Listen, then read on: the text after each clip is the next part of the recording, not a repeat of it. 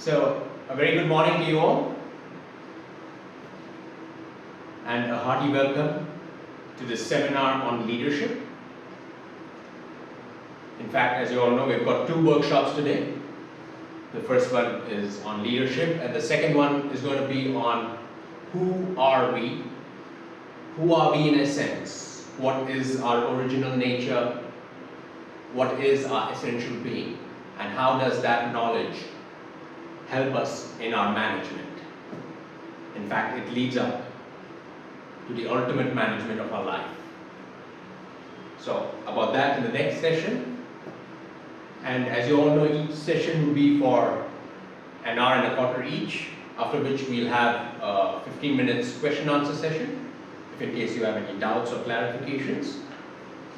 And perhaps we can have a break of say half an hour before we regroup again to continue with the next session. Right?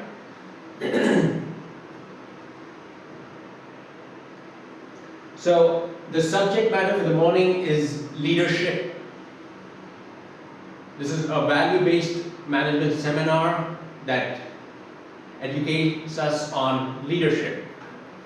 What is leadership all about? And what does it take to become a true leader, an ideal leader, in the true sense of the term? And friends, the analysis, the principles that we're going to discuss in this workshop is not only applicable, is not only confined to your official life, but it's applicable to all spheres of one's life. So let that be our official life, our domestic life, our family life, or our social life. These leadership qualities are applicable in all walks of our life. Also, they are applicable to all leadership styles.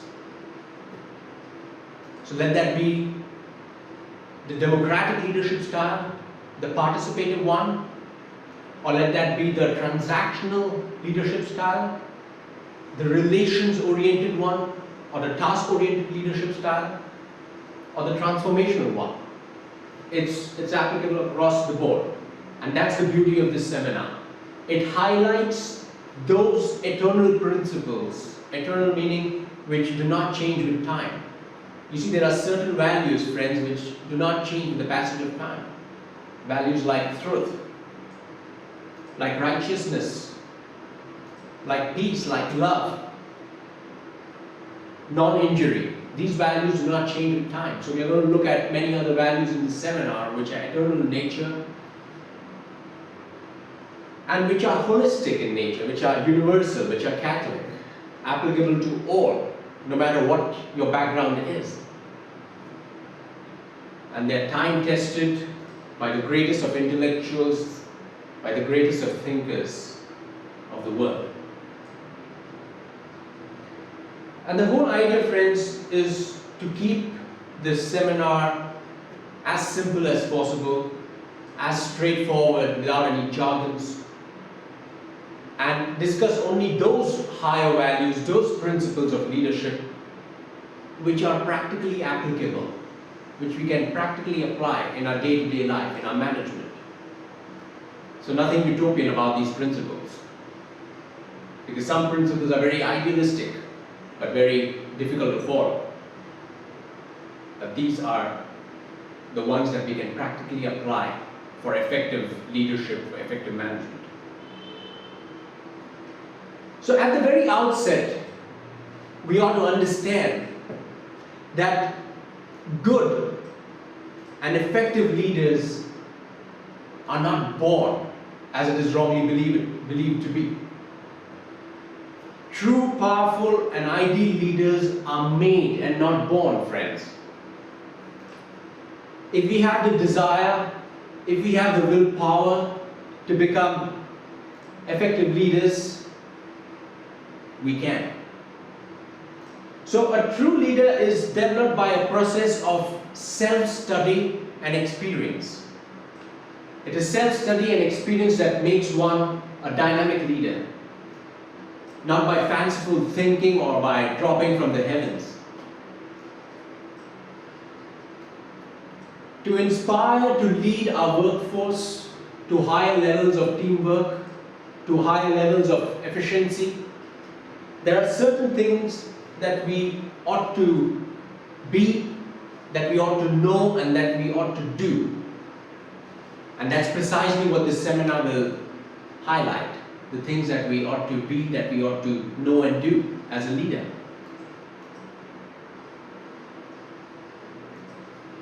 Now friends, who is this leader? Who's an effective leader? A leader is just another human being. He's just another person like you and me. But there are certain traits, there are certain qualities in him that makes him extraordinary, that makes him out of the normal.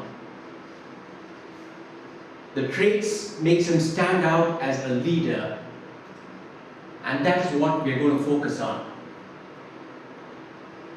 We've got to understand those traits, got to reflect and put in a conscious effort to implement those values, those traits, so that we can also become effective leaders, to become exemplary leaders. So that we can add value to the organization, to our organization, to our family, to the society at large, and to the world at large. And that should be the motive. That should be the motive to become effective and powerful leaders. And that is to add value to the society, to the world at large, to our organization. And the motive should never be for the power that is associated with leadership. Because many people are attracted towards leadership. They want to become leaders because of the power linked to it. Leadership is not a position of power, but it's a position of responsibility. As the famous saying goes, with power comes responsibility. So that should be our intention, our motive to take to leadership. To add value, to serve, to take responsibility. And that's precisely why power is bequeathed on a person, on a leader, so that he can carry out his responsibilities, so that he can add value, so that he can serve the society, the world at large. Yeah? And if we look around, friends, throughout the world, either in the past, in history, or in present, when we look at good leaders, ideal leaders, true leaders, we can clearly see them implementing these higher values that we'll be discussing in this seminar. They're consciously, all the time, practicing these traits of a leader to the T. And it is because of these qualities that people love to follow such spectacular and exemplary leaders. They love to follow such leaders. So the leaders, such leaders, they do not demand a following, they do not demand respect, but they command it by virtue of their higher values.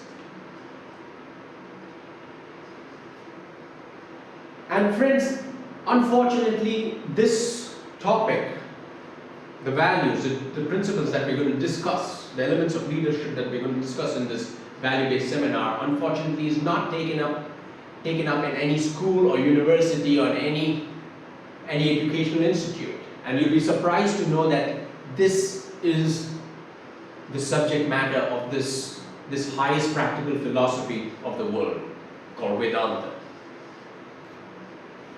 This philosophy deals with the human personality. It studies and analyzes our inner personality that drives us, that motivates us, that propels us to act, to become good leaders, and manage our lives and our work very well. Right, so now without much ado, let's get on to those qualities, those traits that makes up a true leader. The stuff, the material that a powerful leader is made up of. Let's look at that. Number one, the first and foremost quality of a true and ideal leader is that he ought to be intellectual and objective vis-a-vis being impulsive with a herd mentality. Yeah? Now what does that mean? And how do we become intellectuals? How do we become objective in life as opposed to being biased and going about our work with a prejudice? How do we discard our impulsiveness and our herd mentality, which more often than not unconsciously we carry along with ourselves?